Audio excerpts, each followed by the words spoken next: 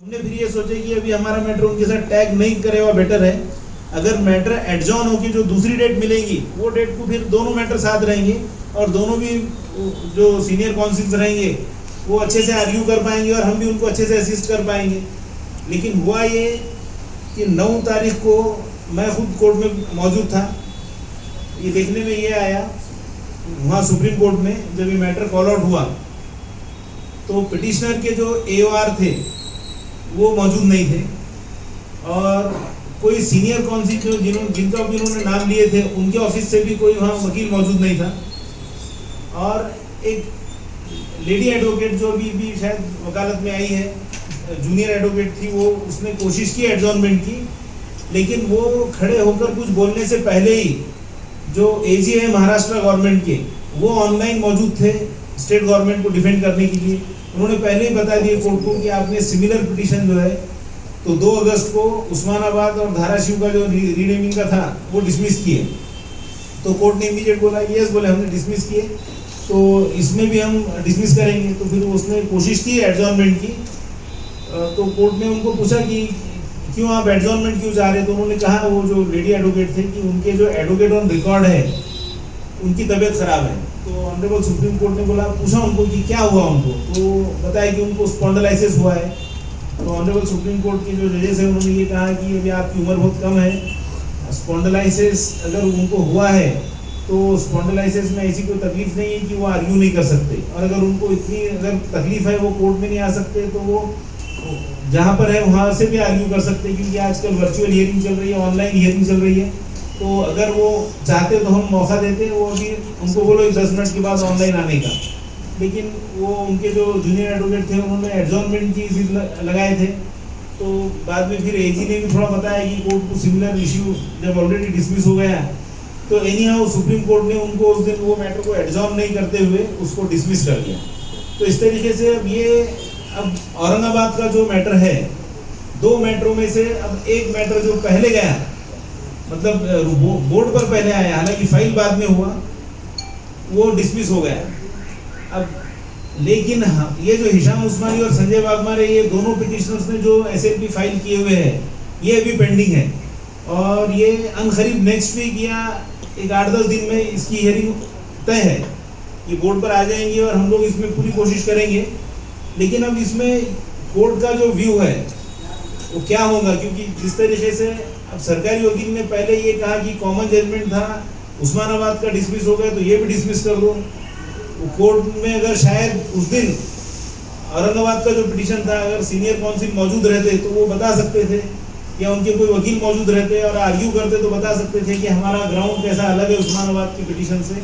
और औरंगाबाद के जो मैटर के अंदर रीनेमिंग का जो भी मसला है वो किस तरीके से कोई प्रोसीजर फॉलो नहीं हुआ है, मुख्तलिफ जो उसमें ग्राउंड्स लिए हुए होंगे SLP में, वो बताकर आर्ग्यू करते तो शायद कोर्ट उस दिन नोटिस भी इशू कर सकता था, स्टेट गवर्नमेंट को कॉल अपॉन भी कर सकता था या डिसमिस भी कर सकता था। ये हो गया है औरंगाबाद के मैटर में भी कि एक पिटीशन जो था वो मेरिट्स के ऊपर डिसमिस हो गया है। अब हमको यहाँ से जो कोशिश करना है, तो अब ये समझकर हमको जाना है कि कोर्ट पहले से जो मतलब बैठेगा कि कोर्ट के माइंड में ये रहेगा कि हमने जब सिमिलर जजमेंट को एक पिटीशन में हमने डिसमिसल का ऑर्डर दिए तो दूसरी पिटीशन क्या उसकी अहमियत रखेंगी। तो अब इस लिहाज से हम लोग और फिक्रमंद हो गए और मैंने हमारे दोनों पिटीशनर से कहा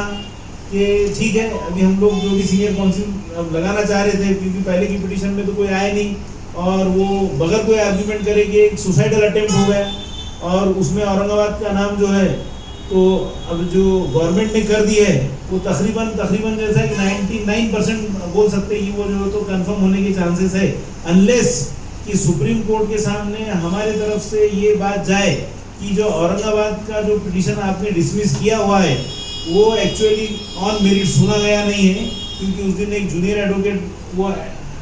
एडजॉर्नमेंट की कोशिश कर रही थी और उनके जो एडवोकेट थे वो एडवोकेट ऑन रिकॉर्ड भी मौजूद नहीं थे, वो बीमार थे और उनके तरफ से कोई आर्गूमेंट नहीं हुआ। और ये कोर्ट अगर रिकलेक्ट करता है कि सही में ऐसा हुआ है कि 9 तारीख को,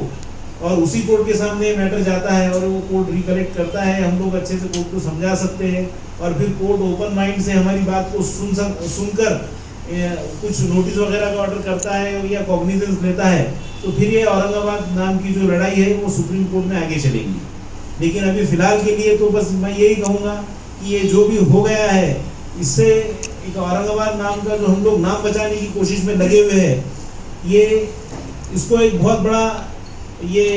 घात पहुंचा है, या इसको मतलब अपाइज कर दिया गया है हमारी पिटीशन को, मैं ये कहूँगा। और इससे पहले भी 2023 में यही जो पिटिशनर थे जिनका 9 तारीख को मैटर था, इन्होंने ऐसी उजलत किए थे जब हमको हाईकोर्ट स्टे नहीं दे रहा था।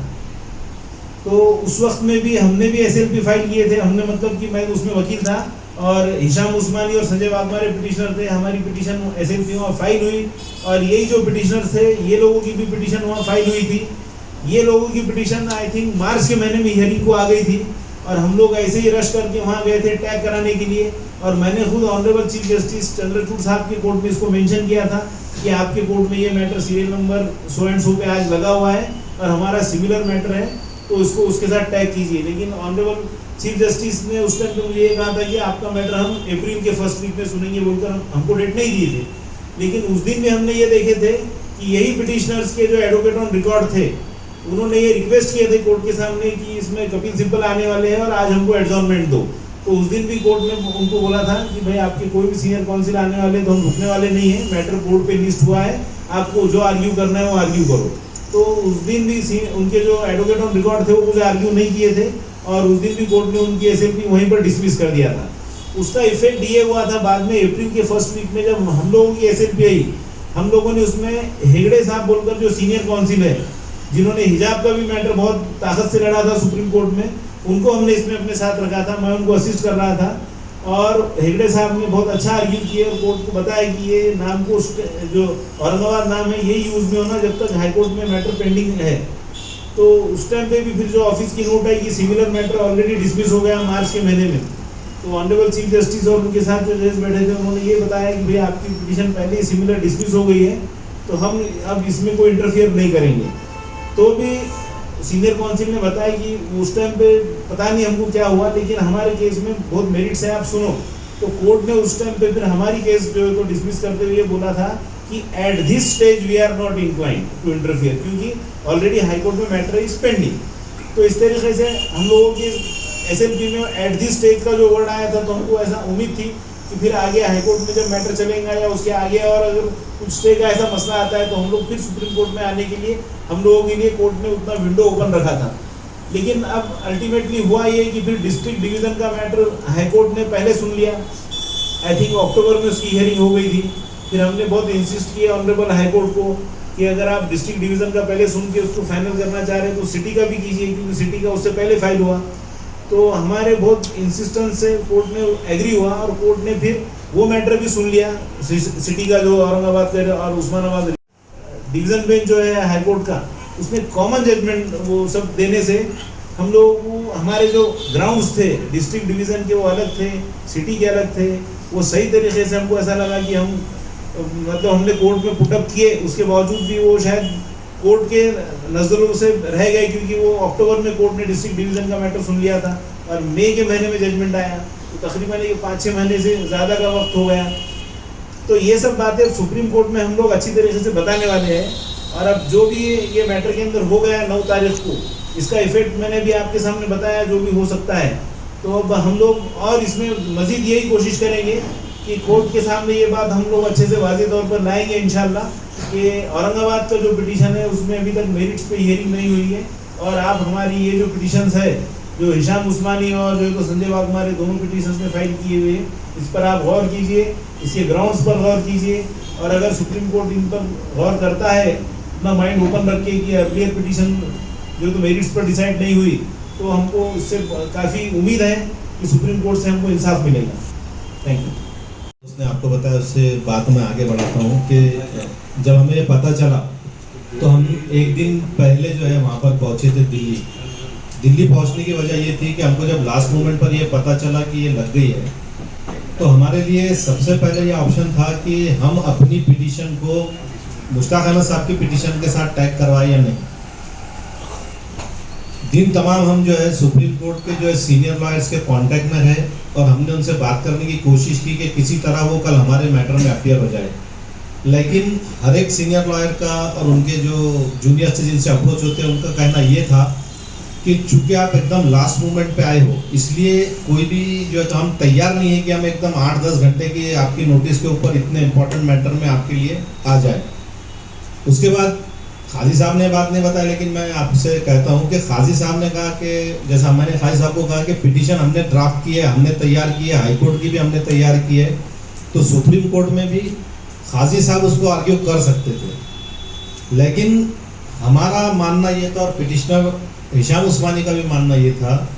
कि हमको काजी साहब की काबिलियत पे कोई शक नहीं है, लेकिन चूंकि औरंगाबाद की अवाम जो चाहती है और जब उस्मानी साहब जो है खर्च बर्दाश्त करने के लिए तैयार है, तो हमारा मानना ये था कि इंडिया का टॉप मोस्ट लॉयर जो है हमारे औरंगाबाद के केस को रिप्रेजेंट करे। लेकिन शाम तक हम उस कोशिश में जो है नाकाम रहे, हमको कोई सीनियर काउंसिल नहीं मिला। नो डाउट काजी साहब तैयार थे आर्ग्यू करने के लिए, लेकिन औरंगाबाद की आवाम के मफाद को मद्देनज़र रखते हुए हमारा ये इरादा था कि इंडिया के टॉप मोस्ट लॉयर से ये केस को वो किया जाए ताकि मेरिट पे ये केस डिसाइड हो। तो हम वो करने में नाकाम रहे, हमने टैग नहीं किया था, इसलिए हमारी पिटीशन अभी जो है सुप्रीम कोर्ट में पेंडिंग है। अभी काजी साहब ने आपको बताया कि 2 पिटीशंस जो है तो रिजेक्ट हो चुकी है। मैं आपको जजमेंट उसका फॉरवर्ड करता हूँ, 1 लाइन का ऑर्डर है। अभी हम तो ट्रायल कोर्ट में काम करते हैं, ट्रायल कोर्ट में अगर एक सादी एप्लीकेशन भी कोर्ट के सामने आती है तो डिटेल रीजन ऑर्डर दिया जाता है, रीजन ऑर्डर। अभी ये 300 पेज के और 400 पेज की पिटीशन सुप्रीम कोर्ट में फाइल होती है और उसका अगर 1 लाइन में ऑर्डर आ जाता है, नो डाउट आपको ये बताया गया है कि देखिए उसमें आर्गूमेंट नहीं हुआ। दोनों केसेस में जो है, एक केस में वकील साहब नहीं पहुंच सके, दूसरे में शायद वीडियो कॉन्फ्रेंसिंग की वजह से कुछ प्रॉब्लम आया, तो ये मैटर मेरिट पे डिसाइड नहीं हुआ। बीइंग अ लॉयर मुझे भी लगता है कि इसके अंदर जो नुकसान पहुंचना था वो पहुंच चुका, बट आई एम मतलब मैं होपफुल हूँ कि इसके अंदर जो है हमारे को काम करने का भी मौका मिलेगा। उसकी वजह ये है कि सिमिलर एक केस जो है सुप्रीम कोर्ट में मैंने मालूमात ली तो भाई साहब पता चला कि इलाहाबाद हाई कोर्ट, इलाहाबाद का जो नाम प्रयागराज जो चेंज हुआ था, वो पिटीशन को सुप्रीम कोर्ट ने जो है सुनने के लिए कबूल किया। और प्रयागराज इलाहाबाद वाले केस में जो लॉ सब्जेक्ट है, मैटर है, जो चैलेंज है वो है लैंड रेवेन्यू कोर्ट। तो अपने पास भी महाराष्ट्र लैंड रेवेन्यू कोर्ट में स्टेट गवर्नमेंट को पावर है या नहीं है वो इशू है, और वो उसके अंदर भी यूपी लैंड रेवेन्यू कोर्ट का जो है मामला है। तो चूंकि 2 मामला जो है सिमिलर है, हम उस लाइन पे भी कोशिश कर रहे हैं कि चूंकि हमारा मैटर जो है इसके अंदर लैंड रेवेन्यू कोर्ट जो है सब्जेक्ट मैटर है डिस्प्यूट का, और वो कोर्ट डिसाइड करने जा रही है, ये भी एक सिमिलर मैटर है। जिस तरह सुप्रीम कोर्ट ने उसको समाप्त के लिए कबूल किया, कम से कम हमारे इस अपील को भी सुना जाए। लेकिन इसमें जो है मुझे बोलने में कोई डिफिकल्टी नहीं कि जब से ये केस स्टार्ट हुआ है तो हमको समझने का मौका नहीं दिया गया। मतलब औरंगाबाद में हाईकोर्ट की बेंच होने के बावजूद भी इस केस को जो है तो बॉम्बे में दाखिल किया गया। अब उसकी क्या वजूहत थी, लेकिन चूंकि वहाँ दाखिल किया गया था, हमारे लिए भी मजबूरी ये थी कि हमारे को वहाँ बॉम्बे जाना पड़ा। उसके बाद सुप्रीम कोर्ट में जाने की पहली बार भी गड़बड़ी की गई, दूसरी बार भी की गई, और रिजल्ट आपके सामने है। लेकिन हम आवाम को जो है औरंगाबाद की यकीन दिलाते हैं। हिशाम उस्मानी यहाँ बैठे, इन्होंने बोला है कि जो भी फाइनेंशियल मसाइल है, जो भी है, मैं उसके लिए तैयार हूँ, सिर्फ आप लोग सजेस्ट करें। आज स्टिल हम लोग जो है, मैं काजी साहब, हम जो है सीनियर काउंसिल्स के टच में, और हम हर मुमकिन कोशिश कर रहे हैं कि चाहे इस केस का फैसला जो हो, औरंगाबाद की आवाम ने हम पे जो एतमाद किया, हम इंडिया के टॉप मोस्ट लॉयर को वहाँ पर खड़े करेंगे और इंशाल्लाह हर मुमकिन कोशिश करेंगे कि वो समाज के लिए कबूल हो जाए कम से कम। शुक्रिया। हमारे दोनों काबिल वकीलों ने आपके सामने कोर्ट की सारी लीगल पहलुआत पे रोशनी डाली। इसी तरीके से आप जानते हैं कि मैं एक सियासी बैकग्राउंड से भी आता हूँ। कांग्रेस का पहले मैं प्रेसिडेंट हुआ करता था, लेकिन कांग्रेस, एनसीपी और शिवसेना, ये 3 पार्टियों ने उद्धव ठाकरे की उस ख्वाहिश को पूरी मंजूरी दी कि मेरे बाप की ये ख्वाहिश थी, इसका नाम, शहर का नाम तब्दील होना चाहिए। इसीलिए कांग्रेस, राष्ट्रवादी और शिवसेना ने मिलकर ये नाम तब्दील किया। उसके बाद उसके क्रेडिट की होड़ में शिंदे और फडणवीस सरकार जो है उसने भी इसके नाम में एक तरमीम करके, एक एडिशन करके ये नाम मजीद और बड़ा करके उसको चेंज कर दिया। अगर बात करें औरंगाबाद की जनता बिल्कुल भी ये नहीं चाहती, तो हम जो केस लड़ रहे हैं, ये हमारी भी ख्वाहिश है कि ये शहर औरंगाबाद के नाम से ही जाना जाए, लेकिन हम तो सिर्फ वहां पे लड़ने के लिए नुमाइंदे हैं, हम सिर्फ सैनिक हैं। ये लड़ाई औरंगाबाद की जनता की है जो हम लड़ रहे हैं। हम ये कोशिश कर रहे हैं कि इसके अंदर जो भी लड़ाई हो वो बिल्कुल एक कायदे से हो, जैसी लड़ाई होनी चाहिए, उसमें सीनियर काउंसिल्स का इन्वॉल्वमेंट होना चाहिए, उसमें कहीं भी कोई खर्च में कमी नहीं होनी चाहिए। जैसे हमने अनिल अंतुरकर साहब को जब लगाया तो इस वक्त वो भी बॉम्बे हाई कोर्ट के one of the top paid senior lawyers, senior councils में से आते हैं, तो वहाँ भी हमने बिल्कुल कहीं कोई कोताही नहीं की। इस सुप्रीम कोर्ट के अंदर भी हमारी यही कोशिश है कि जो सबसे बेस्ट सीनियर काउंसिल्स अवेलेबल है इंडिया के अंदर, उसको हम इस केस में लगाएं। और ये जो एक नफरत की राजनीति चलाई जा रही है मुल्क के अंदर, नाम तब्दीली की, जिसमें ज़्यादातर के हम देखते हैं कि 90% के ऊपर जो नाम है वो माइनॉरिटी बेस्ड जो जिसका नाम का शहर का नाम आता है उसको तब्दील करके एक तरफ से एक कम्युनल राजनीति बीजेपी और बाकी दीगर राइट विंग ग्रुप्स जो है वो चला रहे हैं। तो हमारी लड़ाई औरंगाबाद के नाम के साथ साथ इस आइडियोलॉजी से भी है, इस विचारधारा से है, जिसमें ये नाम तब्दील करके एक तरीके से हिस्ट्री को वाइप आउट कर देना चाह रहे हैं। माइनॉरिटी का जो भी इस मुल्क के अंदर जो कंट्रीब्यूशन है, जो रिप्रेजेंटेशन है इसमें, उसको ये खत्म कर देना चाह रहे हैं ताकि आगे जो इनकी मंसूबे हैं इसको ये इस तरफ जा सके। लेकिन अनफॉर्चुनेटली इसमें यह देखने में आया है कि कांग्रेस और राष्ट्रवादी के जो नेता लोग हैं वो पीछे से भी इसमें खेल खेल रहे हैं। ये लोग जो है अपने नुमाइंदों को आगे करके कोर्ट की हमारी लड़ाई के अंदर भी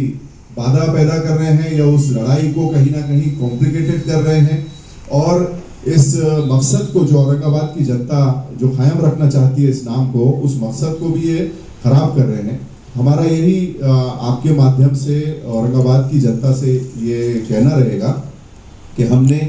ये जो लड़ाई हम लड़ रहे हैं ये इंडिविजुअल तौर पे नहीं लड़ते हुए, जैसे आज यहाँ खान सलीम खान साहब बैठे हैं, ये नुमाइंदा काउंसिल के भी जो लीगल टीम है उसके पैनल से आते हैं, उसके बाद आपके जमात इस्लामी है, उसके बाद आपके इसमें तामीर मिल्लत कमेटी है, खालिद अहमद साहब उसमें है, और जो तब्दील नामुखालिफ कमेटी है जो पहले से 95 से ये केस लड़ती आ रही है, उसमें एम ए लतीफ़ साहब और वो उनके लॉयर रहे हैं। हम लोगों ने अपनी पिटिशंस जब हमने हाई कोर्ट में दाखिल की तब भी हम लोगों ने ये पिटिशंस इन लोगों से शेयर की, उसमें जो भी सजेशंस और ऑब्जेक्शंस आए कि इसमें प्लस माइनस क्या करना है वो हमने करके दिया। अभी भी सुप्रीम कोर्ट के अंदर भी जाने से पहले हमने सबसे राब्ता किया और सबसे एक तरीके से मुत्तफ़िका राय करके उनके साथ अपनी पिटिशंस को शेयर करके फिर हमने वो पिटिशंस लगाई है, ना कि भाई मेरे पास पैसा है इसलिए मैं चला जाऊं, ऐसा हमने बिल्कुल भी इसके अंदर कोई मौक़िफ़ अपना रखा नहीं है। हम आज भी हर चीज़ के लिए ओपन है कि अगर कोई जो वाकई में इस पर नॉलेज रखता है, क्योंकि सजेशन के लिए बहुत लोग आते हैं, लेकिन जो नॉलेजेबल लोग हैं इस बारे में वो अगर आके हमको कोई सजेशन देना चाहते हैं या उस बारे में कुछ अपनी खिदमत पेश करना चाहते हैं तो हम उसके लिए ओपन है, क्योंकि ये लड़ाई सबकी है और ये सबकी तरफ से लड़ी जा रही है। कोर्ट में लड़ रहे हैं, लेकिन जो जनता है उनसे भी अपील रहेगी कि वो इस नाम के बारे में बिल्कुल मायूस ना हो। ये एक लीगल बैटल के साथ साथ एक सियासी मुद्दा है। ये पार्टियों ने एक सियासत के मद्देनजर या सियासत को ध्यान में रखते हुए इस मुद्दे को जन्म दिया है और ये सियासत में ये खेल खेला गया है सारा। तो औरंगाबाद की जनता को इस नाम को बरकरार रखना चाहिए, इस नाम को हर जगह जहां जहां डिस्प्ले कर सकते हैं वहां डिस्प्ले करना चाहिए, दिखाना चाहिए, बोर्ड्स लगाने चाहिए, अपनी गाड़ियों पर, अपनी दुकानों पे, घरों पे, सब जगह दिखाना चाहिए। और ये बिल्कुल नहीं सोचना चाहिए कि ये मुद्दा अगर कोर्ट से कहीं इसको कोई धक्का पहुंचता है तो ये खत्म हो गया, ये जिंदा रहेगा और हम इसको वापस लेना चाहिए। निशान भाई मुझे बताइए, आपने तो उसके बाद से एक राय मशवरा आपका हुआ था जो सब लोगों में आपने बताया जैसा, आपने तभी सीनियर काउंसिल को कंसल्ट करके तब सारी चीज़ें क्यों नहीं की, और आप अभी बता रहे हो कि एंड टाइम पे ना उनको मिला ना आपको मिला, और अभी जैसा कि वकील साहब ने बताया कि अब 0.5% ही रहा है, तो हो सकता है। आपका जवाब मैं दे देता हूँ। इस केस के अंदर सुप्रीम कोर्ट में ये होता है कि पहले आप एडवोकेट ऑन रिकॉर्ड के जरिए केस दाखिल करते हो AOR के जरिए, और उसके मुताबिक ये केस किस कोर्ट में जाता है सुप्रीम कोर्ट का फंक्शनिंग इस तरीके से है कि जब ये केस किसी कोर्ट में लग जाता है, वहाँ कई कोर्ट्स होते हैं, उसके मुताबिक ये देखा जाता है कि इस कोर्ट के इस बेंच के सामने सबसे बेस्ट आर्ग्यू कौन सा सीनियर काउंसिल कर सकेगा। दूसरी चीज जो है सब्जेक्ट मैटर भी देखा जाता है। तीसरी चीज सीनियर काउंसिल की डेट्स पे भी अवेलेबिलिटी देखी जाती है। ऐसा नहीं कि हम उसको बोल देंगे और सीनियर काउंसिल के पास वहाँ डेट्स अवेलेबिलिटी, तो जब ये मैटर लगता है उसी वक्त सीनियर काउंसिल 8 दिन में या 10 दिन में आपको डिसाइड करना पड़ता है। तो हमने जब इसमें मसला ये हुआ कि हमको 7 तारीख को मालूम पड़ा, हम 8 तारीख को वहां भाग के गए, 9 को मैटर था, 24 घंटे में कोई भी सीनियर काउंसिल केस नहीं देता। अगर ये जो पिछले याचिका करता थे ये अगर हमको एक 8 दिन पहले या 10 दिन पहले आइडिया दे देते तब तो हम इसमें सीनियर काउंसिल डेफिनेटली खड़े कर सकते थे। फंड्स तो हमारे पास हमारे अकाउंट्स में हमने रखे हुए, आज भी रखे हुए, लेकिन हम लोग अप्रोच भी हुए, लेकिन 24 घंटे के अंदर अंदर कोई सीनियर काउंसिल नहीं मिलता। ये जो पिछले याचिका करता है, इन्होंने कम से कम 8 दिन पहले हमको बताना चाहिए था। हम लोग तो ये सोच रहे थे कि हमारी याचिका सितंबर या अक्टूबर में आएगी, तो जब इतने लंबे टाइम के लिए आप सीनियर काउंसिल को एंगेज करके नहीं रख सकते। इसीलिए ये टाइम पे जो हैजर्ड जो फैला वो इसलिए फैला कि कुछ लोगों ने गड़बड़ी में याचिका लगा दी और उसमें हमको भी सीनियर काउंसिल लगाने का मौका नहीं मिला। साहब अभी इसकी अगली प्लानिंग क्या है आपकी? इसके अंदर अभी जो भी अब नेक्स्ट डेट आएगी, मेरे ख्याल से इसमें 8 से 10 दिन में या 12-15 दिन में कभी भी इसकी डेट आ सकती है अभी, क्योंकि हमने अपनी याचिका के सारे ऑब्जेक्शंस रिमूव कर दिए इन लोगों की वजह से, वरना वो ऑब्जेक्शंस थोड़े से आराम से भी रिमूव किए जा सकते थे। तो अब इसमें जब अगली डेट आएगी 8-15 दिन में कभी भी, तो हम उसमें सीनियर काउंसिल सिब्बल साहब हो या और जो भी बेस्ट अवेलेबल, उस वक्त उनकी डेट्स भी मैच होना जरूरी है। वो सारे उसको देखते हुए हम इसमें अच्छा सीनियर काउंसिल लगाएंगे और कोशिश करेंगे कि कोर्ट इसमें नोटिस करे कोर्ट को। ये अभी तक ये मसला जो है कोर्ट के सामने आर्ग्यू ही नहीं हुआ। उस्मानाबाद वालों की तरफ से भी हुआ कि वो ऑनलाइन हाजिर हुए,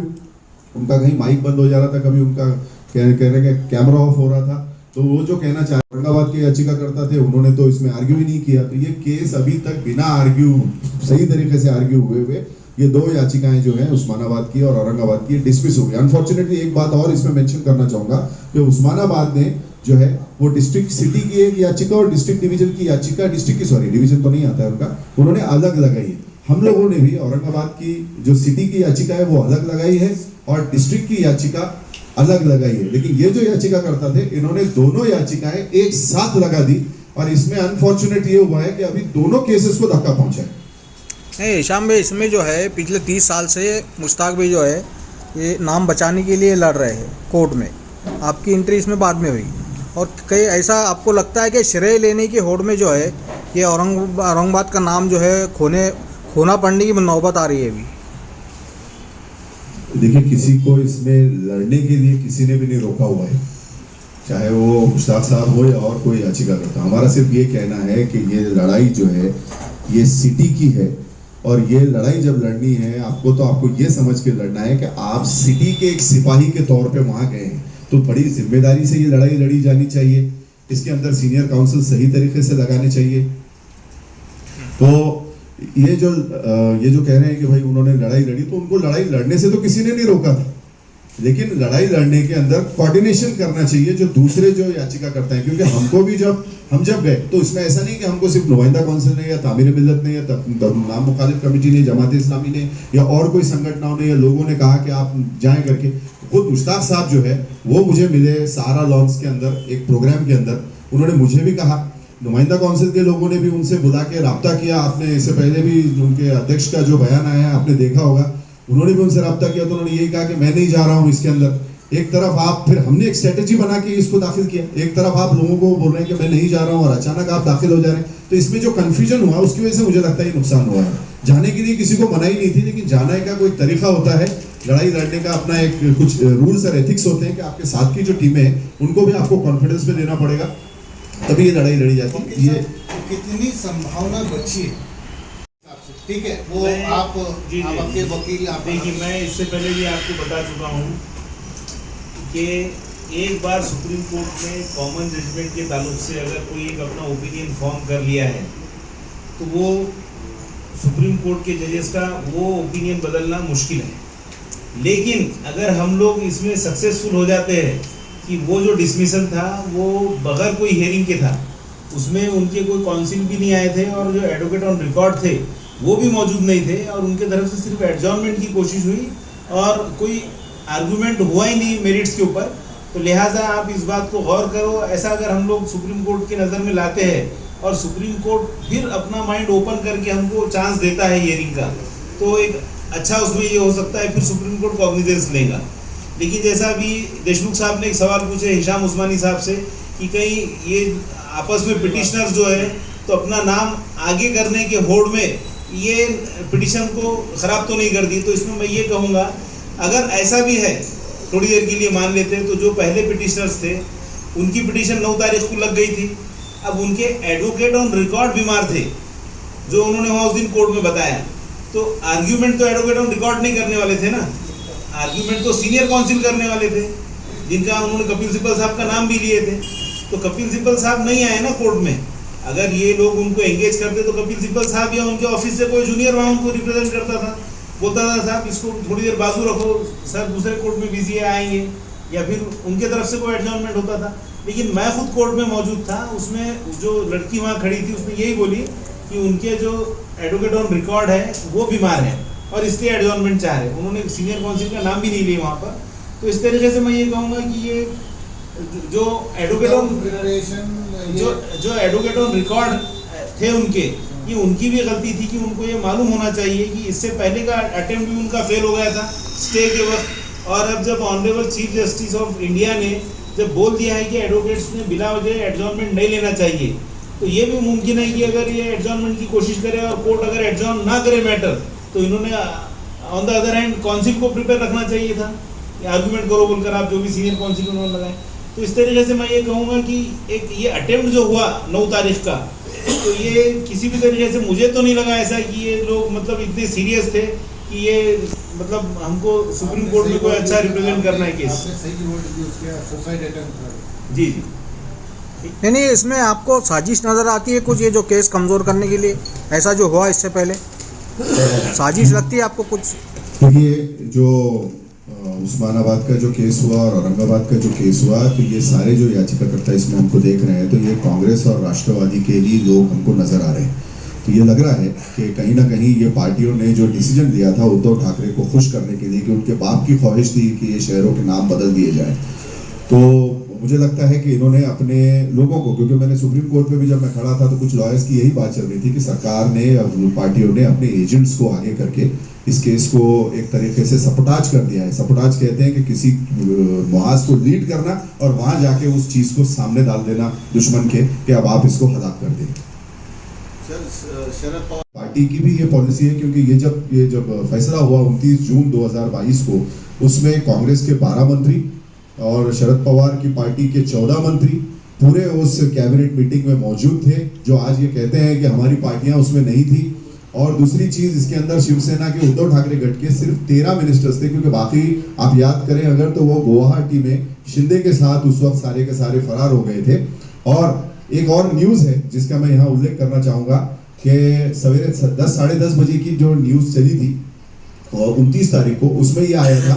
कि एक सिल्वर ओक्स पे एक मीटिंग हुई है शरद पवार साहब के अध्यक्षता में, जिसमें औरंगाबाद का नाम का जो प्रस्ताव है वो लाया जाएगा। इस बारे में उन्होंने जब बताया तब उस वक्त कांग्रेस के नेताओं ने वॉकआउट किया।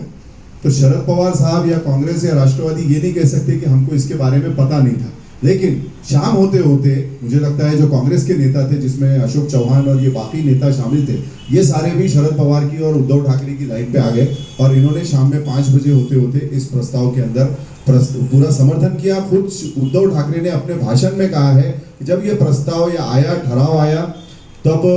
कांग्रेस के और राष्ट्रवादी के मंत्रियों द्वारा स्टैंडिंग ओवेशन यानी खड़े रह के तालियां बजाकर इस प्रस्ताव को स्वागत किया गया, इस प्रस्ताव को मंजूरी दी गई। तो इस बारे में तो कोई दो राय नहीं हो सकती कि इसमें कांग्रेस, राष्ट्रवादी और शिवसेना ये मिली भी नहीं थी। और इसके अंदर जो है बाकी जो दीगर पार्टियां हैं यहाँ पे, इन्होंने साइलेंट रह के, इन्होंने कोई इसमें एक्शन नहीं लिया और इन्होंने कहीं कोई ऑब्जेक्शंस इसमें रेज नहीं किए और उन्होंने भी साइलेंट रह के इस प्रस्ताव को होने दिया और औरंगाबाद की जनता को अपने तौर पे ये लड़ाई लड़ने के लिए छोड़ दिया। सर ये देखिए हमारी याचिका के सारे ऑब्जेक्शंस ये सब रिमूव हो चुके हैं, अभी कोर्ट के ऊपर है, उसका नंबर वो सारा क्लियर हो गया है। 8 या 10 दिन में या 12 दिन में कभी भी कोर्ट जो है इस याचिका को लिस्ट कर देगा। उस वक्त हमको सीनियर काउंसिल के लेके वहाँ पे खड़ा रहना पड़ेगा। हम AOR को लेके या बाकी को लेके खड़े नहीं रह सकते, उस दिन आपको खड़े रहना पड़ेगा, क्योंकि कोर्ट को किसी भी हाल आपको कन्विंस करना है उस दिन हम एडजॉर्नमेंट नहीं मांग सकते। सर आज शहरियार साहब ने आपने थोड़ी देर पहले कहा कि मैंने तमाम जिम्मेदारों से मशवरा किया, उनको एतमाद में लिया, उसके बाद में आगे बढ़ा। सवाल ये है, ठीक है आपने मशवरा किया, बड़े हैं, सीनियर, सारी बात सही है, मुश्ताक अहमद साहब से आपने बराह रास्त मुलाकात क्यों नहीं की या उनसे आप मिलते क्यों नहीं गए? ये सवाल गूंज रहा है शहर। मुश्ताक साहब ने, जैसे मैंने अभी थोड़ी देर पहले आपको बताया कि उन्होंने खुद मुझे सारा लॉन्स में एक हमारे दोस्त हैं आसिफ भाई, रोशन गेट पे रहते हैं, उनकी बेटी की शादी में मुझे वो वहाँ मिले और उन्होंने मुझे खुद खड़े रह के साइड में उन्होंने मुझे लिया कि मैं आपसे कुछ बात करना चाहता हूँ और उन्होंने मुझे कहा कि हिशाम साहब अब मैं सुप्रीम कोर्ट जाने में इंटरेस्टेड नहीं हूँ, इस बार सुप्रीम कोर्ट आप जाएं, हमारी तरफ से आपको नेक ख्वाहिशात हैं और मैं इस चीज़ से या इस मैटर से अब मैं विड्रॉ होता हूँ, मैं दस्तबरदार होता हूँ। और ये बात मैंने उनसे ही कहा कि हम बैठ के जिम्मेदारों के सामने बात करेंगे, लेकिन उन्होंने कहा नहीं, मेरा क्लियर मौक़िफ़ है कि मैं नहीं जाने वाला हूँ। उसके बाद जब नुमाइंदा काउंसिल ने मुझे जब बुला के पूछा कि आप जाने वाले हैं या नहीं जाने वाले, मैंने उनके सामने कहा कि मैं जाने का पूरा इरादा रखता हूँ, मेरे पास अपनी सारी तैयारियाँ पूरी मौजूद हैं। उसके बाद उनसे भी जब नुमाइंदा काउंसिल के जिम्मेदारों ने इन्होंने रब्ता किया, उन्होंने पूछा और शहर के और दीगर भी कुछ जिम्मेदार उन्होंने भी पूछा, उन्होंने सबको यही कहा कि मैं जाने वाला नहीं हूँ, इस बार जो है सुप्रीम कोर्ट में हिशाम साहब जाने वाले, मैंने उनको कह दिया है। तो जब उन्होंने खुद हमको ये बात कहा कि मैं नहीं जा रहा हूँ, तो हमारा उसमें उनसे वापस से फिर से पूछने का कहाँ से कोई वो आ जाता है। दूसरी चीज़, अगर वो जा रहे थे तो हमको वो 8-10 दिन पहले अगर इन्फॉर्म कर देते कि मैं इसमें जा रहा हूँ, तो हम लोग भी अपना सीनियर काउंसिल तैयार रखते और हमारे ऑब्जेक्शंस और वो सारे रिमूव करके हम पूरी तैयारी से रहते हैं। जैसे अभी भाई साहब ने बताया, हमको 7 तारीख को ये बात मालूम पड़ी और 8 तारीख को हम दौड़े दौड़े सब ये दिल्ली पहुंच गए। लेकिन एक बात ये भी थी कि याचिका उनकी लगी थी, वो लोग वहाँ पे कोई भी मौजूद नहीं थे, हम तो सिर्फ एक डिफेंडिंग पार्टी थे, हम फिर भी वहाँ मौजूद खड़े थे। पिछले साल भी 2023 में इसी तरीके से सुसाइड अटेम्प्ट हुआ और इस बार भी सुसाइड अटेम्प्ट हुआ, जिसकी वजह से औरंगाबाद को नुकसान हुआ। हमारा किसी पे कोई इल्ज़ाम तराशी करना कोई मकसद नहीं है, सिर्फ ये है कि लोगों तक जो सच्चाई है वो जानी चाहिए और ये लड़ाई के अंदर क्या चल रहा है ये लोगों को सही सही पता होना चाहिए, नहीं तो लोग जो है वो संभ्रम में। सर 27-28 साल से लड़ रहा हूँ, उनका नजरिया बोलने का मतलब ये था कि मेरा मौक़िफ़ बहुत मजबूत है, मेरी पिटीशन बहुत मजबूत है, तो लिहाजा मेरा ज़्यादा हक बनता है। यानी आप बीच में आए, इशारा तो ये था कि मैं दूसरे लोग बीच में क्यों आए। इसके ऊपर क्या बोलना चाहेंगे? इंटरव्यू मौजूद है मेरे चैनल के ऊपर। देखिए, शहर सबका है, जितना हमारा है उतना उनका भी है, जितना आप लोगों का है और बाकी जनता का है। तो जो भी अगर वो लड़ रहे हैं तो उनका शुक्रिया, बहुत अच्छी बात है, उन्होंने लड़ाई लड़ी। रिव्यू पिटीशन डालने, लेकिन लड़ाई लड़ते वक्त जैसे हम किसी को नहीं कह सकते कि आप इसमें क्यों कूदे या वो क्यों कूदा, या ऐसा कहीं नहीं कहा जा सकता। लड़ाई लड़ते वक्त आपको ये देखना होता है कि जो दीगर दूसरे जो साथ में जो लोग हैं, जो पिटिशनर्स हैं, उनको भी आप कॉन्फिडेंस में लें और जो है ये लड़ाई कोऑर्डिनेशन से लड़ी जानी चाहिए। उनको किसी ने रोका नहीं था, जब 9 तारीख को उनको पिटीशन लगी थी तो वो अपना सीनियर काउंसिल वहां पे लेके मौजूद रह सकते थे। उनकी अगर बहस हो जाती और उसमें स्टे मिल जाता है या कुछ नोटिस हो जाती तो वो हमारे लिए भी फायदेमंद होता, शहर के लिए भी फायदेमंद। वो तो बता रहे थे ना कि वो आपकी पिटीशन के लिए रुके थे ना कि तारीख हम बढ़ाएंगे और आपके साथ में केस को ज्वाइन करेंगे, ये तो प्रेस हमारे से उनकी ऐसी कोई बात नहीं हुई, ना हमारे तो उनका कोई मैसेज आया और ना हमारे पास ऐसी कोई बात आई। मैंने जो बताया कि मुझे लास्ट जून की मेरी मुलाकात हुई, उसमें उन्होंने मुझे ये कहा था कि मैं नहीं जाने वाला हूँ, आप जाएंगे। उसके बाद अगर उन्होंने लगाया था तो मुझे कह सकते थे या फिर आपके नुमाइंदा काउंसिल को कह सकते थे, सब कुछ कह सकते थे, और हमने उनकी याचिका के अंदर कहीं भी कोई डिस्टर्बेंस क्रिएट नहीं किया। 9 तारीख को भी हमने टैग नहीं करवाया कि ये जो चाहे ये अपनी याचिका के साथ कर सकते हैं। उनकी तरफ से सीनियर काउंसिल्स नहीं आए, उनकी तरफ से AOR नहीं आए, जिसकी वजह से कोर्ट ने नाराज होकर ये याचिका डिसमिस कर दी। आपके ऊपर भी इल्जाम लग रहा है कि जैसे मुश्ताक साहब की तरफ से बताया गया कि आप MLA के इलेक्शन को देखते हुए इस चीज़ में आए हैं और आप MLA बनने के ख्वाहिश होंगे। देखिए, ये लड़ाई 2022 से चल रही है। अगर मुझे MLA बनना हो या MP बनना हो या कुछ बनना हो तो आप देख सकते हैं कि मेरा जो अपॉइंटमेंट हुआ था कांग्रेस डिस्ट्रिक्ट प्रेसिडेंट पे थे, जो मेरे जो काउंटर पार्ट थे कल्याण काड़े, वो इस वक्त कहाँ बैठे हैं? वो लोकसभा में बैठे हैं। और मुझे कांग्रेस की तरफ से और बाकी दीगर पार्टियों की तरफ से इसमें लालच भी दी गई थी, पॉलिटिकल ब्राइब भी किया गया था। अगर मुझे MLA बनना होता या इस तरीके से अगर, तो मैं ये धूप में बाहर ये लड़ाई क्यों लड़ रहा होता? मैं वहाँ पे अंदर से एक तरीके से एक दलाली करके या उनसे हाथ मिलाकर मैं वहाँ पे उस सदनों में पहुँच सकता था। बात यह है कि ये लड़ाई अभी हम लीगली लड़ रहे हैं, अगर ये लड़ाई पॉलिटिकल भी लड़ना पड़े तो हम उसके लिए भी तैयार हैं। ये पार्टियाँ ये ना सोचे कि हम सिर्फ लीगल लड़ाई लड़ेंगे और समाज सेवा करते रहेंगे और पॉलिटिकल सारे काम ये करेंगे, माइनॉरिटीज़ के, SC STs के वोट्स ये लेंगे और उसके खिलाफ फैसले ये लेंगे। हम बिल्कुल बर्दाश्त नहीं करेंगे। हमको आज एज अ माइनॉरिटी कहें या एज अ जनता कहें, हम जो लड़ाई लड़ रहे हैं, हमने ये लीगल लड़ाई लड़ी। अगर पॉलिटिकल लड़ाई लड़ने की बात आए तो हम पॉलिटिकली भी तैयार हैं। इन पार्टियों को हम जरूर इनको आईना दिखाएंगे कि हम आपके ये इस डिसीजंस को तस्लीम नहीं करते। आप वोट्स लेते हैं माइनॉरिटी का और आप एंटी माइनॉरिटी फैसले करते हैं वहां सत्ता में जाके, ये बिल्कुल बर्दाश्त नहीं किया जाएगा। सर एक सवाल हमारे वकील साहब से कि आप जो विधानसभा चुनाव आने वाले हैं, क्योंकि आप वकील हैं, आप कानून की रोशनी जवाब दीजिएगा। अभी जब चुनाव होंगे तो संभाजी नगर कहा जाएगा या औरंगाबाद कानूनी तरीके से? नहीं, ये इसके लिए इलेक्शन कमीशन का जो नोटिफिकेशन है वो तो भी औरंगाबाद ही है,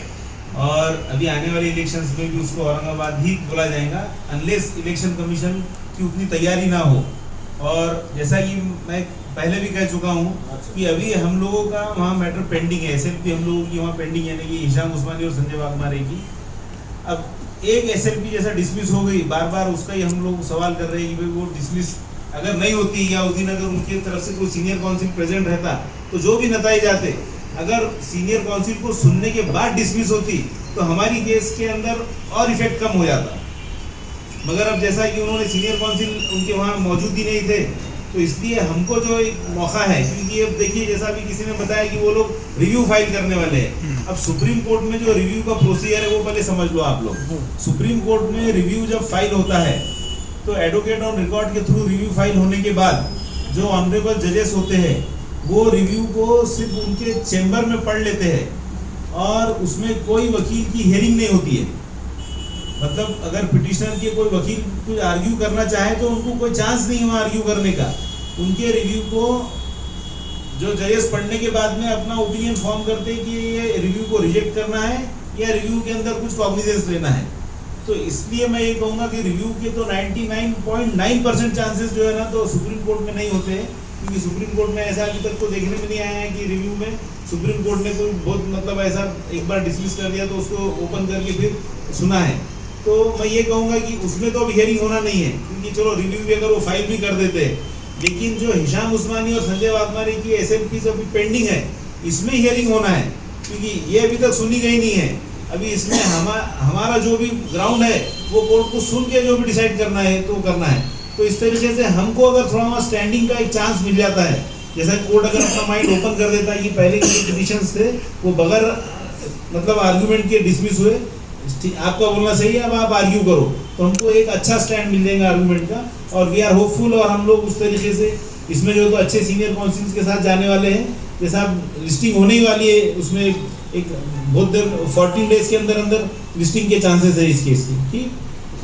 हालात तो मुझे नहीं लगता कि कांग्रेस हो, राष्ट्रवादी हो, MIM हो या और कोई पार्टी हो, या शिवसेना तो खैर छोड़ ही दीजिए क्योंकि उनके बाप का कहना था, लेकिन कोई भी पार्टी हो ये अपने MLA को अलाउ करेंगे या उनकी, क्योंकि उनकी पॉलिसीज हो चुकी है। मुझे भी वही कहा गया था कि हमारी सबकी पॉलिसी हो चुकी है। तो जब इनकी पॉलिसी हो चुकी है औरंगाबाद का और उस्मानाबाद का नाम खत्म करना, और तीसरा पाइपलाइन में अभी उन्होंने अहमदनगर को भी रखा हुआ है, यानी सीधा सीधा खुला खुला नजर आता है कि एक तरीके से एक छुपा माइनॉरिटी एंटी माइनॉरिटी एजेंडा ये पार्टीज चला रही हैं। तो मुझे नहीं लगता कि इनका कोई भी MLA ये प्रस्ताव ला पाएगा। इसके लिए जनता को अपना नुमाइंदा भेजना पड़ेगा। स्वागत करते हैं आप लोगों का, सबका खैर मकदम। आज आप लोगों से मिलने का ये मौका था कि इतने दिन से जो लड़ाई औरंगाबाद के नामांतर की जो चल रही है, जो पहले हाई कोर्ट में लड़ी गई, उसके बाद अभी ये लड़ाई हम सुप्रीम कोर्ट में लड़ रहे हैं। हालांकि सुप्रीम कोर्ट में दो ऐसे एक अनटूवर्ड इंसिडेंट्स हो चुके हैं जिसकी वजह से शहर के नाम की लड़ाई के अंदर एक धक्का पहुंचा है, लेकिन फिर भी जनता तक और लोगों तक ये बात जाना ज़रूरी है कि इस वक्त लड़ाई क्या चल रही है। लोग कन्फ्यूजन में, इसीलिए आपसे बात करने के लिए हम सब आज यहाँ जमा हुए हैं। इस बारे में पहले जो भी लीगल मालूमात है वो मेरे साथ एडवोकेट SS काजी साहब हैं और खान सलीम खान साहब हैं एडवोकेट, ये आपको बताएंगे। उसके बाद जो भी आपके सवाल होंगे और जो भी इस दौरान हम लोग जिस चीज़ से गुजरे हैं या जो जो चीज़ें हुई उस बारे में भी आपको बताया जाएगा। तो मैं पहले SS काजी साहब से रिक्वेस्ट करूँगा कि वो इस बारे में थोड़ी बात करें। सबसे पहले मैं ये कहूँगा कि 8 मई 2024 को हाईकोर्ट का जजमेंट आ गया और वो एक कॉमन जजमेंट था जिसके अंदर औरंगाबाद का छत्रपति संभाजीनगर रीनेमिंग और उस्मानाबाद का धाराशिव रीनेमिंग, ये दोनों भी मैटर्स को क्लब करके ऑनरेबल हाई कोर्ट ने एक कॉमन जजमेंट दिया 8 मई 2024 को। ये कॉमन जजमेंट आने के बाद हम लोग ये सोच में थे कि इस तरीके से औरंगाबाद के 2 पिटिशंस थे, एक सबसे पहले औरंगाबाद सिटी रीनेमिंग का और उसके बाद में जो स्टेट गवर्नमेंट ने डिस्ट्रिक्ट डिवीज़न का भी रीनेमिंग कर दी 15 सितंबर 2023 का उनका जो सर्कुलर आया था उसके हिसाब से, तो हमने एक और पिटिशन फाइल किए थे। उसी तरीके से उस्मानाबाद का भी हुआ था, उनके भी और बाद में कुछ पिटिशंस फाइल हुए थे, लेकिन ये सिटी डिस्ट्रिक्ट दोनों का कॉमन जजमेंट आया, औरंगाबाद का भी और उस्मानाबाद का भी। अब ये कॉमन जजमेंट आने के बाद में सुप्रीम कोर्ट में वैकेशंस थे। 8 जुलाई को तकरीबन सुप्रीम कोर्ट के वैकेशन समर वैकेशंस ख़त्म हुए और हम लोगों ने वैकेशंस जैसे ही ख़त्म हुए इमीडिएटली 2 SLP फाइल की, एक सिटी के लिए अलग किए और एक डिस्ट्रिक्ट के लिए अलग किए। हमारे दोनों भी SLP पेंडिंग है अभी, और ये दोनों भी SLP में जो पिटिशनर्स है, हिशाम उस्मानी नंबर 1 पिटिशनर और संजय वाघमारे नंबर 2 पिटिशनर, इस तरीके से ये दोनों SLP में दोनों पिटिशनर्स है और ये दोनों पिटिशनर्स हाई कोर्ट में भी थे, सिटी के मैटर्स में भी थे और डिस्ट्रिक्ट डिवीज़न के मैटर्स में भी थे। और सुप्रीम कोर्ट में ये मैटर्स पेंडिंग होने के बाद हमको ये पता चला कि उस्मानाबाद से भी जो है तो कुछ पिटिशंस फाइल हुए हैं उसी जजमेंट को लेकर, और 2 अगस्त को उस्मानाबाद का जो पिटिशन था वो ऑनरेबल सुप्रीम कोर्ट के जो डिवीज़न बेंच है कोर्ट नंबर 5 के पास वो मैटर आया और सुप्रीम कोर्ट ने उसको डिसमिस कर दिया, ये मालूम हुआ। उसके बाद में हम लोग ने सोचे कि भाई अपना जो मैटर है ये औरंगाबाद रीनेमिंग का, इसके ग्राउंड्स अलग है, उस्मानाबाद का जो भी जजमेंट हो गया उसका इफेक्ट हम पर नहीं होगा, क्योंकि हमारे जो ग्राउंड्स है वो अलग है। क्योंकि उस्मानाबाद का नाम पहले धाराशिव पहले था, उस्मानाबाद नाम रखने से पहले, लेकिन औरंगाबाद का नाम पहले कभी भी छत्रपति संभाजीनगर नहीं था। और जो प्रिंसिपल्स है 1953 के ब्रॉड गाइडलाइंस है, उसके अंदर ऐसा दिया हुआ है कि अगर किसी सिटी का या डिस्ट्रिक्ट का कोई पहला नाम था तो वो फॉल बैक हो सकता है। तो इस तरीके से हमारी औरंगाबाद की जो पिटीशन है रीनेमिंग की, ये एक बेटर फुटिंग पे और इसमें अच्छे ग्राउंड्स हैं हमारे पास, तो हम लोग काफ़ी इससे उम्मीद लगाए हुए हैं कि इसमें अच्छा कुछ रिजल्ट इंशाल्लाह हम लोग लाएंगे। लेकिन अभी हुआ इसमें ऐसा कि हम लोगों को ये 7 तारीख को पता चला कि 6 तारीख के दिन कुछ यहाँ कुछ पत्रकार परिषद में ऐसा जो दूसरे एक पिटिशनर्स हैं उन्होंने बताया कि उनका मैटर 9 तारीख को लिस्ट हो गया है। तो जैसे ही ये हमारे जो पिटिशनर है हिशाम उस्मानी और संजय वाघमारे को पता चला, इन्होंने मुझे ये बात बताई, फिर मैंने वहाँ सुप्रीम कोर्ट में हमारे ऑफिस से इंक्वायरी कराई तो पता चला कि वो मैटर ऑलरेडी लिस्ट हो गया है, जो हमारे बाद में फाइल हुआ। क्योंकि हमारा मैटर तो पहले फाइल हुआ, ये दोनों भी जो मैटर्स है, लेकिन हम लोग उसको जो है तो मतलब कब लगाना क्या लगाना अभी हम सोच ही रहे थे, क्योंकि उसमें हम लोगों की ये स्ट्रेटेजी रही है कि हमको इसमें कोई अच्छा सीनियर काउंसिल मिलना चाहिए, क्योंकि ये शहर का नाम बचाने की कोशिश चल रही है। तो इसके अंदर मैं भी मतलब एक वकील हूँ, लेकिन मैं जो भी सीनियर काउंसिल रहेंगे उनको अच्छा असिस्ट करूँगा। मेरे साथ में खान सलीम खान भी है, उनका भी यही मौक़ूफ़ है कि भाई हमने इसमें जो तो अच्छा वकील लगाकर उनको हमने सही तरीके से असिस्ट कर कर ये शहर के लिए सही तरीके से एक अच्छी फाइट लड़कर शहर का नाम बचाने की पुरजोर कोशिश करना है। जैसा कि हमने बॉम्बे हाई कोर्ट में भी किए, हमारे साथ ये पिटीशन के अंदर जो है तो आर्ग्यू किए, वैसा दूसरे पिटिशनर्स की तरफ से भी सीनियर काउंसिल से सीनियर वकील थे। लेकिन अब हाई कोर्ट का जो फैसला है वो आखिरी फैसला नहीं है, अब हमारे लिए सुप्रीम कोर्ट लास्ट कोर्ट है। इसके लिए हम लोगों ने पूरी स्ट्रेटेजी बनाए हैं। अब उसके अंदर हमको ये वहाँ पहुँचने के बाद, क्योंकि हमको जैसे 7 तारीख को मालूम हुआ, तो हम लोग इमीडिएट यहाँ से, मैं भी अपने सब काम जूनियर्स को बोल दिया कि आप लोग यहाँ 2-3 दिन काम देखिए। मैं हिशाम उस्मानी और खान सलीम खान हम तीनों भी यहाँ से दिल्ली पहुँचे मॉर्निंग फ्लाइट से 8 तारीख के, और हम लोगों ने ये कोशिश हमारी चल रही थी कि अब 9 तारीख को जो एक SLP ऑलरेडी लग गई है औरंगाबाद की, उसके साथ में हमारी भी SLP टैग करा दे ताकि दोनों भी हियरिंग साथ में हो। तो हमने पूरी कोशिश करके अब सिर्फ हमारा मैटर टैग ही होना था। तो हमारे जो एडवोकेट ऑन रिकॉर्ड है वहाँ पर सैयद सऊद, शकील अहमद के फर्जंद हैं। तो सैयद सऊद से हमने ये बात कहे कि एक बार आप उनसे पूछ लो, उनके जो एडवोकेट ऑन रिकॉर्ड है जिनका पिटीशन 9 तारीख को लगा हुआ है, कि वो मतलब वो लोग प्रोसीड होने वाले हैं, उनके साथ कौन सीनियर काउंसिल है, क्योंकि हमको भी सीनियर काउंसिल लगाना था। हम लोगों के जहन में 2-3 सीनियर काउंसिल के नाम थे, जिसमें कपिल सिब्बल साहब का भी नाम था, राजू धवन है और हेगड़े साहब है, कामत साहब है वगैरह, ऐसे मुख्तलिफ नाम हमारे सामने चल रहे थे। और हमको 8 तारीख को किसी एक सीनियर काउंसिल को उसमें फाइनल करना था, क्योंकि हमारे पास वक्त बहुत कम था। ये हमको 7 को मालूम हुआ और हम लोग 8 को सुबह पहुंच गए दिल्ली। तो हमारे जो दोस्त है एडवोकेट सऊद अहमद, इन्होंने वो जो दूसरे पिटिशनर थे जिनका मैटर 9 तारीख को बोर्ड पर लिस्ट हो चुका था, सीरियल नंबर 14 पे था वो, कोर्ट नंबर 5 में, उनसे बात किए तो उन्होंने ये बताया कि हमने कपिल सिब्बल बोलकर सीनियर काउंसिल जो है उनको ऑलरेडी एंगेज कर दी है, और हम लोग जो है तो 9 तारीख को मैटर एडजॉर्न करने वाले हैं। तो उस पर मैंने भी उनसे सऊद अहमद से ये कहा कि आप उनसे कंफर्म करो, क्योंकि सुप्रीम कोर्ट में मैटर्स जनरली एडजॉर्न नहीं होते, क्योंकि ऑनरेबल चीफ जस्टिस ने सभी जजेस को और वकीलों को ये डायरेक्शन दिया है कि सुप्रीम कोर्ट में अननेसेसरी एडजॉर्नमेंट नहीं मांगना चाहिए वकीलों ने। तो कहीं ऐसा ना हो कि ये एडजॉर्नमेंट का ये लोग कोशिश करें और एडजॉर्नमेंट ना हो। लेकिन उनके वकील ने इत्मीनान बख्श कहा कि नहीं, हमने ऑलरेडी प्रेसिपी मूव कर दिए है, यानी कि एक लेटर देना होता है 1-2 दिन पहले, और उसके हिसाब से उनको उम्मीद थी कि मैटर उनका एडजॉर्न हो जाएगा।